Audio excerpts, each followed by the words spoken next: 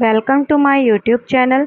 मेरा नाम निधि है और आज हम जिस टॉपिक के बारे में डिस्कस करने वाले हैं उसका नाम है वुंड केयर। तो इस टॉपिक के अंदर हम क्या क्या डिस्कस करेंगे, आइए हम इस बारे में जान लेते हैं। तो सबसे पहले हम इस वुंड क्या होता है ये जानेंगे, उसकी डेफिनेशन क्या है, उसके टाइप्स क्या हैं, कॉजेस क्या हैं और फेजेस क्या हैं, साइन एंड सिम्टम्स क्या हैं वुंड के, और कॉम्प्लिकेशंस क्या हैं, और टिप्स यूजिंग आर्टिकल्स इन वुंड केयर, और प्रोसीजर क्या है वुंड केयर का, ये हम इस टॉपिक के अंदर स्टडी करेंगे। तो सबसे पहली जो हमारी हेडिंग है, व्हाट इज़ वुंड, वुंड क्या होता है। तो आइए देखते हैं। A wound is an injury that causes a break or disruption in the structure of the skin or underlying tissue due to physical, chemical, thermal or microbial causes. Wound can be accidental like as a cut, burn or fall, or intentional such as a surgical incisions. When the skin is damaged, a natural barrier of the body is lost, making it vulnerable to infection और and complication. Wound, wound यानी घाव, एक ऐसी condition होती है जिसमें skin यानी त्वचा या बॉडी के किसी पार्ट की कंटिन्यूटी ब्रेक हो जाती है, यानी स्किन का कट हो जाना, टीयर हो जाना या फिर पंचर हो जाना, बर्न या किसी चोट की वजह से डैमेज हो जाती है। और वुंड के कारण हमारी बॉडी के अंदर इन्फेक्शन होने के चांसेस इंक्रीज हो जाते हैं। देख, नेक्स्ट पॉइंट है हमारा डेफिनेशन, डेफिनेशन ऑफ वुंड। तो the wound is break is the continuity of the skin, mucous membrane और tissue due to trauma and other causes. Same ऐसे ही है जैसे हमने पहले इंट्रो में पढ़ा कि वुंड यानी घाव एक ऐसी कंडीशन है जिसमें बॉडी के किसी पार्ट की स्किन या डीपर टिश्यू जैसे मसल्स, लिगामेंट्स या बोन्स का डैमेज हो जाता है। यह डैमेज एक्सटर्नल फोर्स जैसे कि चोट, कट, बर्न या इंटरनल कंडीशन जैसे कि डायबिटीज़ या इन्फेक्शन की वजह से हो सकता है। नेक्स्ट पॉइंट है हमारा टाइप्स ऑफ वुंड, जिसमें हम पढ़ेंगे वुंड के टाइप्स। तो वुंड हमारे 2 टाइप्स के होते हैं, ओपन वुंड और क्लोज वुंड। तो आइए पढ़ते हैं। सबसे पहले हम ये जानते हैं कि हमारे ओपन वुंड क्या होते हैं। तो ओपन वुंड एक ऐसे घाव यानी इंजरी होता है जिसमें स्किन त्वचा फट जाती है या कट हो जाता है, जिसकी वजह से अंदर के टिश्यू, ब्लड वेसल्स या मसल्स एक्सपोज हो जाते हैं। इसमें ब्लीडिंग कॉमन होती है, जिसमें से आपके वुंड ओपन वुंड 5 टाइप्स के होते हैं, जिसमें से पहला है एब्रेशंस। इसमें क्या होता है, कॉज्ड बाय रबिंग और sharping in skin, example fall on the rough surface. इसमें त्वचा सिर्फ ऊपर लेयर से घिस जाती है, खून कम या नहीं निकलता है, कॉमन गिरने से होता है। एग्जाम्पल जैसे घुटने पर चोट लगना जब कोई गिरता है। दूसरा टाइप है लैक्रेशन, अ डीप कट और टीयर इन द स्किन और फ्लैश। इसमें क्या होता है, स्किन इनरेगुलर तरीके से फटी यानी कट, डीप कट, एक तरीके का डीप कट हो जाता है। ठीक है, एग्जाम्पल इसके हैं जैसे किसी मेटल से चोट लग जाना या फिर शार्प चीज़ ऐसी है जिससे आपको कट लग गया, जैसे कि मेनली ब्लेड से कट जाना, ये आपके लैसरेशन के चोट होते हैं। तीसरा पॉइंट है हमारा इंसीजन। इंसीजन्स के अंदर हम पढ़ेंगे a clean straight cut usually made by a sharp object like as scalpel during surgery. देखो, इसे हम इंसीजन को हम एक तरीके से चीरा भी बोल सकते हैं। किसी शार्प ऑब्जेक्ट से सीधा और अंदर क्लीन कट होता है तो उसे हम इंसीजन बोलते हैं। इसमें हम सर्जिकल कट को भी इंसीजन ही कहते हैं। इसमें ब्लीडिंग होना स्वाभाविक है, कॉमन है, और इसमें ब्लीडिंग के चांसेस भी ज़्यादा होते हैं। नेक्स्ट है हमारा पंचर ओपन वुंड। ठीक है, तो इसका small but deep whole made by a pointed object like a nail और नीडल। पंचर के अंदर है जैसे नीडल, नेल या किसी पॉइंटेड ऑब्जेक्ट से चोट लग जाना। ठीक है, बाहर से छोटा लगता है लेकिन ये अंदर तक डैमेज हो सकता है। इसमें इस वाले ओपन वुंड में इन्फेक्शन के चांसेस भी ज़्यादा होते हैं। पांचवा पॉइंट है हमारा अ सीवियर वुंड। इसमें पांचवा पॉइंट है हमारा एवल्जन। एवल्जन क्या होता है? A severe wound where tissue is forcibly detached. इसमें क्या होता है, स्किन और टिश्यू एकदम टीयर होता है और बहुत ज़्यादा ब्लीडिंग होती है। इमरजेंसी ट्रीटमेंट की इसमें ज़रूरत होती है। क्लियर है? नेक्स्ट पॉइंट है हमारा क्लोज वुंड। क्लोज वुंड हमारा 2 टाइप्स का होता है, जिसमें तो आइए जानते हैं क्लोज वुंड क्या होता है। देखो, क्लोज वुंड एक ऐसी चोट होती है जिसमें स्किन के ऊपर कोई कट या ओपनिंग नहीं होती है, लेकिन अंदर के जो टिश्यू होते हैं, मसल्स या ब्लड वेसल्स होती हैं, वो डैमेज हो जाती हैं। इसमें ब्लीडिंग अंदर होती है, बाहर से कोई खून नहीं दिखता है। ये हमारी 2 तरीके की होती है, जिसे हम कंट्यूजन भी बोलते हैं, जो कि कॉज्ड होता है ब्लंट फोर्स के कारण, leading to bleeding under the skin. इसमें जब किसी हार्ड सरफेस से टक्कर होती है या कुछ गिरता है बॉडी पर, तब ये हमें कॉज करता है। ब्लड वेसल टूट जाती हैं इसमें और खून स्किन के नीचे जमा हो जाता है। बाहर से नीला, लाल या काले दाग दिखाई देते हैं।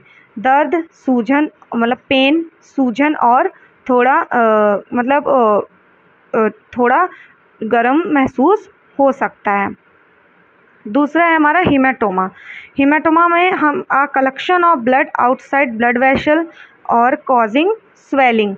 ये डीप टिश्यू में ब्लड जमा हो जाता है, एक स्वेलिंग जैसा फील होता है। ज़्यादा ब्लीडिंग होने पर एक मतलब लंप या मास बन जाता है। पेन और प्रेशर महसूस होता है इस वुंड में। नेक्स्ट है हमारा कॉजेज़ ऑफ वुंड। तो मेन कॉजेज़ हमारे वुंड के होते हैं जैसे फिज़िकली, केमिकली, थर्मली या फिर माइक्रोबियल कॉज। लेकिन ये हमारे अदर कॉज हैं, जिसमें से हम पढ़ेंगे हमारा एक्सीडेंट्स, जैसे कि हम फॉल्स यानी गिर जाते हैं। रोड ट्रैफिक एक्सीडेंट्स में हमें नॉर्मली चोट लगती रहती है। दूसरा है हमारा शार्प ऑब्जेक्ट, जैसे कि नाइफ़, सब्ज़ी काटते हुए हमें चोट लग जाती है, या फिर हमें ग्लास की वजह से किसी ग्लास ऑब्जेक्ट से चोट लग जाती है। बर्न में यानी हम जल जाते हैं, थर्मली, केमिकल, इलेक्ट्रिसिटी से, ये सारे हमारे बर्न से होने वाले wound. Animal and insect bite, किसी जानवर ने या फिर हमें किसी कीड़े ने काटा, उसकी वजह से या फिर उसकी वजह से कोई साइड इफ़ेक्ट हो रहा है, उसकी वजह से एलर्जी हो रही है, जिसके कारण वो घाव का रूप ले रही है। या फिर किसी सर्जिकल प्रोसीजर से, कोई हमें सर्जिकल प्रोसीजर हुआ है, हमने वहाँ पे पर्सनल हाइजीन को मेंटेन नहीं किया है, तो हमें वुंड होने के चांसेस इंक्रीज़ रहते हैं। दूसरा प्रेशर या फिर बेड सोर, यानी हमारे हॉस्पिटल में ये मेनली बेड सोर के चांसेस इंक्रीज़ रहते हैं। जो पेशेंट एक ही पोजीशन में लेटे रहते हैं और पर्सनल हाइजीन को मेंटेन नहीं करते, उनको बेड सोर होने के चांसेस ज़्यादा रहते हैं। अब हम पढ़ेंगे नेक्स्ट पॉइंट है या नेक्स्ट टॉपिक है हमारा phases of wound healing. Wound healing mainly हमारे वुंड हीलिंग के 4 फेजेस होते हैं। हीमेटोस्टैसिस और हीमोस्टैसिस और इन्फ्लामेशन, प्रोलिफरेशन और मैचुरेशन। तो आइए इसको डिटेल में पढ़ते हैं। सबसे पहला है हमारा हीमोस्टैसिस। इसको हम इमीडिएटली आफ्टर इंजरी जो होती है वो हमारी हीमोस्टैसिस हो। तो पर्पस क्या होता है हीमोस्टैसिस का? इसका मेन पर्पस होता है ब्लीडिंग को रोकना। जैसे कि कैसे रोकता है, इसके की इवेंट्स क्या होते हैं? सबसे पहले ब्लड वेसल्स जो होती हैं वो टाइट हो जाती, यानी ब्लड वेसल्स में हमारी वैसो कॉन्स्ट्रिक्शन होता है। वैसो कॉन्स्ट्रिक्शन यानी ब्लड वेसल्स हमारी अंदर से नैरो होना शुरू हो जाती, जिसके कारण ब्लीडिंग कम होती है। उस मतलब नैरो पोर्शन जो होता है ब्लड वेसल्स का, वहाँ पर जाकर के प्लेटलेट्स जो होती हैं हमारी, वहाँ पर जाकर जमा होने लगती हैं और ब्लड का क्लॉट बनाती हैं, और एक मतलब एक स्क्रब बन जाता है जो वुंड को कवर करता है। Fibrin mesh forms to stabilise the clot, यानी कि फिब्रिन प्रोटीन वहाँ पर रिलीज़ होता है, जो कि एक फिब्रिन प्रोटीन एक तरीके का हमारा कोगुलेंट फैक्टर होता है, जो कि ब्लड को क्लॉट होने में हेल्प करता है। तो इससे हमारा आउटकम क्या निकल रहा है कि formation of blood clot seals the wound temporarily, यानी ब्लड क्लॉट का फॉर्मेशन करके हम अपने वुंड को टेम्पररी सील कर रहे हैं। नेक्स्ट फेज है हमारी इन्फ्लामेटरी फेज। इन्फ्लामेटरी फेज हमारी 1 से 3 दिन की होती है, 1 से 3 दिन या 1 से 4 दिन की होती है। इसमें क्या होता है, जो ब्लड वेसल्स होती हैं वो ओपन होती हैं ताकि इम्यून सेल वुंड तक पहुंच सकें। वाइट ब्लड सेल्स जैसे कि न्यूट्रोफिल्स और माइक्रोफेजेस बैक्टीरिया और डेड सेल को साफ करते हैं, और ये जो वुंड का एरिया होता है वो रेड हो जाता है, उसमें स्वेलिंग आ जाती, हीट और पेन होता है। ठीक है, इसका आउटकम क्या होता है कि मतलब एक तरीके की cleansing of wound and preparation for tissue repair, यानी वुंड की एक तरीके की क्लींजिंग होती है और हमारे जो टिश्यू होते हैं जो वहाँ के ब्रेकडाउन हो गए हैं वो रिपेयर होना शुरू हो जाते हैं। तीसरा पॉइंट है हमारा पॉलीफ्लेटिव फेज। ये हमारा 3 से 21 दिन का होता है, यानी 4 दिन से 3 हफ्ते तक, या बोल दो 3 से 21 दिन तक। इसमें क्या होता है कि ग्रेनुलेशन टिश्यू का फॉर्मेशन होता है, यानी ग्रेनुलेशन टिश्यू हमारे होते हैं जो कि हमारे नए जो सॉफ्ट टिश्यू बन रहे हैं उन्हें हम ग्रेनुलेशन टिश्यू बोलते हैं। फाइब्रोब्लास्ट जो हमारा था, फाइब्रोब्लास्ट कोलोजन बनाता है। कोलोजन क्या करता है, कोलोजन का फॉर्मेशन करता है। कोलोजन का काम क्या होता है कि ये हमारे टिश्यू को मजबूती देता है, न्यू ब्लड सेल्स बनते हैं इसमें, और इपिथेलियल सेल जो होती है स्किन के ऊपर लेयर बनाती है, यानी इपिथेलियलाइजेशन होता है वुंड के ऊपर। इसका मतलब आउटकम क्या होता है कि वुंड स्टार्ट हो जाता है क्लोजिंग एंड लुक हेल्दियर, यानी वुंड एक तरीके से खुद को कवर करने लगता है और अच्छा दिखता है, हेल्दी दिखने की प्रयास करता है। लास्ट पॉइंट है हमारा मैचुरेशन फेज। मैचुरेशन फेज हमारा 21 से 1 ईयर के बीच का होता है। इसका पर्पस क्या होता है कि लंबे समय मतलब स्ट्रेंथ द न्यू टिश्यू, यानी एक तरीके से देखा जाए तो टिश्यू को मजबूत बनाना और हीलिंग प्रोसेस को तेज करना, ये हमारा मैचुरेशन फेज का काम होता है। इसमें क्या होता है कि जो कोलेजन फाइबर्स होते हैं वो रीऑर्गेनाइज होते हैं ताकि स्किन मजबूत हो, स्कार बन जाता है जो टाइम के साथ हल्का पड़ता है, वुंड ग्रेजुअली नॉर्मल स्किन जैसे लगने लगता है। ठीक है, नेक्स्ट है हमारा sign and symptoms. Sign and symptoms क्या होते हैं वुंड के, जैसे कि है हमारा पेन है, स्वेलिंग है, रेडनेस है, ब्लीडिंग हो रही है, वार्मथ अराउंड द एरिया है, डिस्चार्ज हो रहा है जैसे कि पस निकल रहा है या फिर किसी प्रकार का फ्लूइड निकल रहा है, फाउल ऑडर यानी स्मेल, बैड स्मेल को आप लोग फाउल ऑडर बोलते हो। इन्फेक्शन, जब किसी वुंड कोई भी घाव है, अगर आप उस घाव की पर्सनल हाइजीन को मेंटेन नहीं करते हो तो वो इन्फेक्टेड एरिया में बैक्टीरियल या माइक्रोबियल ग्रोथ होने लगती है, और उस बैक्टीरियल और माइक्रोबियल ग्रोथ के कारण उस वुंड से फाउल स्मेल आने लगती है, जिसके कारण आपको फीवर भी हो सकता है। इसके कॉम्प्लिकेशंस क्या हो सकते हैं, जैसे कि इन्फेक्शन हो जाएगा, डिलेड हीलिंग होगी, आपकी जो हीलिंग प्रोसेस है वो स्लो हो जाएगी, टिटनेस के चांसेस इंक्रीज हो जाएंगे, स्कारिंग होगी, स्कारिंग का मतलब निशान छूट जाना, गैंग्रीन होगी यानी टिश्यू डेथ होने लगेंगे उस जगह के आसपास के एरिया के, सेप्सिस का मतलब इन्फेक्शन प्रेजेंट हो जाएगा, और ये इन्फेक्शन आपके ब्लड में भी प्रेजेंट होने के चांसेस बढ़ जाते हैं। अब हम देखेंगे कि जो हमारे अब हम वुंड केयर करना सीखेंगे। वुंड केयर हम कैसे करते हैं? तो सबसे पहले हम आर्टिकल जानेंगे कि वुंड केयर में कौन कौन से आर्टिकल्स यूज होते हैं और उन आर्टिकल्स को हम कैसे यूज़ करेंगे, उनको मतलब आर्टिकल्स को यूज़ करने की पहले की जो टेक्निक होती है उस चीज़ को हम जानेंगे। तो सबसे पहले हमारा पहला पॉइंट है कि ensure all instrument and material are sterile, यानी हम इस चीज़ को इंश्योर करेंगे कि हमने जितने भी इंस्ट्रूमेंट या फिर मटेरियल यूज किए हैं वो साफ़ सुथरे हैं, स्टराइल हैं या फिर नहीं हैं। मेंटेन एसेप्टिक टेक्निक, हम उसको फुली स्टरलाइजेशन प्रोसेस से क्लीन करेंगे। स्टरलाइजेशन स्टराइल हैं हमारे सारे आर्टिकल, यानी जर्म फ्री हैं या नहीं हैं, हम प्रॉपर एसेप्टिक टेक्निक को हम मेंटेन करेंगे। Discard used material in proper biomedical waste bins, यानी जो भी हमारा डिस्कार्ड मटेरियल होगा उसको हम प्रॉपरली BMW यानी बायोमेडिकल वेस्ट मैनेजमेंट के तहत हम उन डस्टबिन्स में फेंकेंगे। और always wash hand before and after procedure, हम अपने प्रोसीजर को शुरू करने से पहले भी प्रॉपरली हैंड वॉश करेंगे और अपने प्रोसीजर को ख़त्म करने के बाद भी प्रॉपरली हैंड वॉश करेंगे। तो हमारे आर्टिकल्स हैं जैसे कि sterile dressing packs, antiseptic solution, gloves और dressing pads, gauze piece, forceps, scissor, adhesive tape और बैंडेजेस।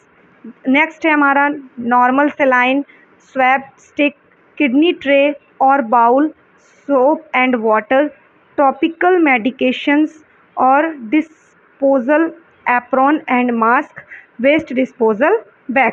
जिसमें से हम स्टराइल ड्रेसिंग पैक्स का यूज़ क्यों कर रहे हैं, क्या है ये इसमें हम sterile gauze piece, dressing towel, forceps और कॉटन बॉल्स, ये सारी चीज़ें हमारी ड्रेसिंग पैक्स के अंदर, स्टराइल ड्रेसिंग पैक्स के अंदर आ जाती है, जिनका पर्पज़ होता है हम क्लीनिंग के लिए यूज़ करते हैं और वुंड की ड्रेसिंग के लिए यूज़ करते हैं। नेक्स्ट है हमारा एंटीसेप्टिक सॉल्यूशन।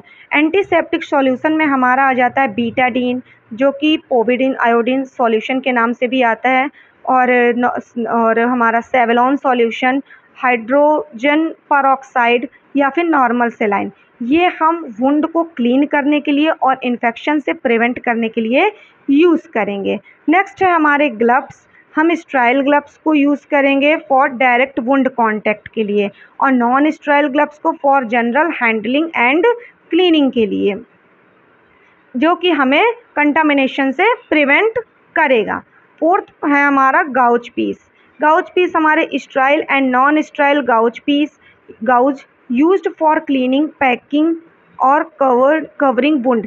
ये हमारा वुंड को क्लीन करने में, उसको पैक करने में और कवर करने में वुंड को हेल्प करेगा। ड्रेसिंग पैड से जैसे हमारे absorbent pad used to cover wound and absorb exudate, यानी जो हमारे ड्रेसिंग पैड्स हैं उनको हम वुंड के ऊपर अप्लाई करेंगे। ये क्या करेंगे, जो हमारे वुंड का जो डिस्चार्ज मतलब जो भी निकल रहा फ्लूड, एक्सुडेट का मतलब जो भी फ्लूड निकला, जैसे किसी घाव से वाटर निकलता है, फ्लूड निकलता है, उस चीज़ को एब्जॉर्ब करता है और उसको ड्राई रखता है। नेक्स्ट चीज़ है हमारे फॉरसेप्स। फॉरसेप्स हम ड्रेसिंग मटेरियल को होल्ड करने के लिए और डिब्राइज यानी गंदगी को रिमूव करने के लिए, वुंड की जो गंदगी है उसको रिमूव करने के लिए यूज़ करेंगे। सीजर हम कटिंग के लिए ड्रेसिंग मटेरियल, गाउच पीस और बैंडेजेस को कट करने के लिए यूज़ करेंगे।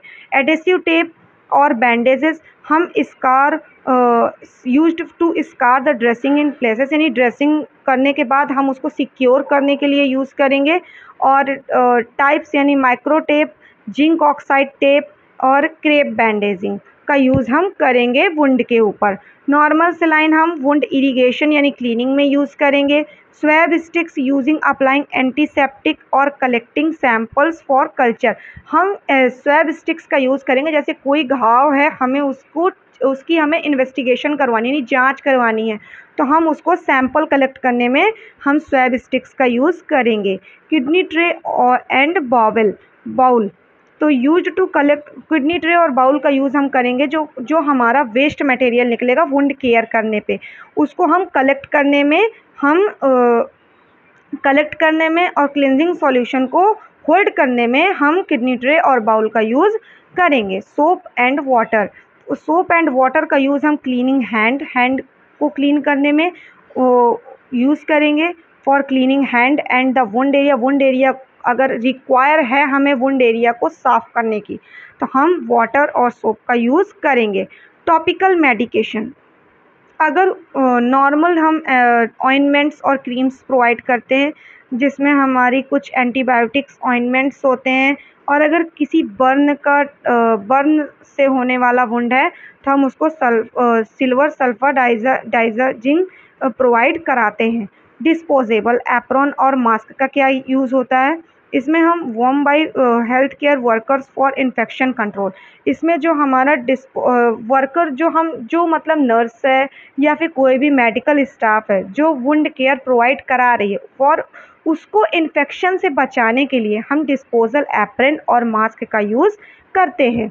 नेक्स्ट है हमारा वेस्ट डिस्पोजल बैग, ये प्रॉपर डिस्पोजल बैग होता है जिसे हम ड्रेसिंग मटेरियल को प्रॉपर डिस्पोजल मतलब डिस्पोज करने के लिए हम यूज़ करते हैं।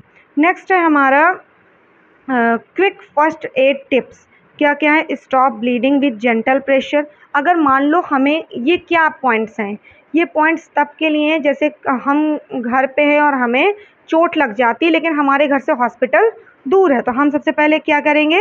इस अपने वुंड को stop bleeding with gentle pressure, हम वुंड को जेंटल प्रेशर की मदद से ब्लीडिंग को कम करेंगे, मतलब वुंड के ऊपर जेंटल प्रेशर अप्लाई करेंगे जिससे हमारी ब्लीडिंग रुकेगी और हम ब्लीडिंग को रोकेंगे। Clean gently with water and सेलाइन, मतलब हम साफ़ सुथरे पानी से अपने वुंड को क्लीन करेंगे या फिर नॉर्मल सेलाइन से। Cover with a wound cloth और स्ट्राइल ड्रेसिंग, हम वुंड को साफ़ सुथरे कपड़े से कवर करेंगे और या फिर स्ट्राइल ड्रेसिंग से। Avoid touching the wound with dirty hands, हम अवॉइड करेंगे कि हम अपने गंदे हाथों से वुंड को टच ना करें। Seek medical help if needed, अगर हम तुरंत ही फिर मेडिकल, अगर हमें ज़रूरत है किसी मेडिकल नीड की तो हम तुरंत ही हॉस्पिटल जाकर उस वुंड को दिखाएंगे। आइए देखते हैं स्टेप्स क्या क्या हैं वुंड केयर के। सबसे पहला स्टेप है हैंड हाइजीन, हम प्रॉपरली वुंड केयर प्रोवाइड करने से पहले और प्रोवाइड करने के बाद हम अपने हैंड्स को प्रॉपरली वॉश करेंगे। दूसरा है हमारा क्लीनिंग द वुंड, हम नॉर्मल सेलाइन का यूज़ करके या फिर वाटर का यूज़ करके रेजिन डर्ट यानी जितनी भी गंदगी है हमारे वुंड की, हम उसमें एंटीसेप्टिक सॉल्यूशन को यूज़ करके हम वुंड को प्रॉपरली क्लीन करेंगे। डिसइंफेक्शन, डिसइंफेक्शन क्या होता है? Apply antiseptic solution like Betadine और सेवलॉन टू प्रिवेंट इन्फेक्शन, हम अपने वुंड में डिसइंफेक्शन सॉल्यूशन का यूज़ करेंगे डिसइंफेक्शन के लिए, ठीक है। इसमें हम बीटाडीन सॉल्यूशन और सेवलॉन सॉल्यूशन का यूज़ करेंगे ताकि वुंड हमारा इन्फेक्शन से प्रिवेंट रहे। फोर्थ स्टेप है हमारा ड्रेसिंग द वुंड, हम स्टाइल बैंडेजेस और गाउज पीसेस को ले करके प्रॉपरली अपने वुंड को कवर करेंगे और उसको ड्राई रखेंगे। तब मतलब हम डेली वे पे जो ड्रेसिंग हम करवा रहे हैं उसको हम चेंज करेंगे और एडवाइस करेंगे कि वो मतलब 1 दिन 2 दिन में अपनी ड्रेसिंग को रोज़ाना चेंज करवाता रहे। अगर उसको किसी को ज़्यादा गहरा घाव तो किसी को डॉक्टर प्रिस्क्राइब करते हैं रोज़ रोज़ मतलब ड्रेसिंग करवानी है, कुछ लोग को प्रिस्क्राइब करते हैं, मतलब जिस हिसाब से आपका मेडिकल जो प्रोफेशनल है, health care professional, medical health care professional ने आपको जो सलाह दी है उसके अकॉर्डिंग आप अपने वुंड के बैंडेजेस को चेंज करवाएंगे। फिफ्थ पॉइंट है आपका मॉनिटरिंग, मॉनिटरिंग में आप ऑब्ज़र्व करेंगे वुंड को कि उसमें किसी प्रकार का इन्फेक्शन तो नहीं शो हो रहा, पस तो नहीं शो हो रहा, रेडनेस तो शो नहीं हो रही, या फिर उसमें किसी प्रकार का पेन है या फिर फीवर तो नहीं आ रहा है। आप मेडिकेशंस प्रोवाइड करोगे जो कि आपको पेन से बचाएगी, एंटीबायोटिक जो आपको इन्फेक्शन से बचाएगी, और आप टिटनेस का इंजेक्शन भी आप उसको प्रीफर करोगे अगर उसको मेनली पंचर वुंड है, यदि उसको डीप वुंड हुआ है, डीप ओपन वुंड हुआ है और अगर वुंड गंदा था या तो फिर उसको पंचर वुंड हुआ था तो आप टिटनेस का इंजेक्शन भी उसको रिकमेंड करोगे। नेक्स्ट है आपका न्यूट्रिशन और रीसेट, ठीक है। तो इसमें आप ईट मतलब उसको प्रॉपरली रिच प्रोटीन डाइट खाने की सलाह दोगे। इसमें उनको बताओगे कि आप विटामिन सी का इंटेक ज़्यादा करो, जिंक की मात्रा जिस फूड में प्रेजेंट है आप जिंक का सेवन ज़्यादा करो, या फिर प्रॉपरली न्यूट्रिशन आप उसको एजुकेट करोगे कि वो प्रॉपरली न्यूट्रिशन ले, और उसको प्रॉपरली एजुकेट करोगे जिससे कि उसकी वुंड हीलिंग में उसकी वुंड हीलिंग प्रॉपरली हो सके। Thank you. इस वीडियो में इतना ही। अगर आपको ये वीडियो पसंद आया हो तो बेल आइकन को प्रेस करें, चैनल को सब्सक्राइब करें। Thank you.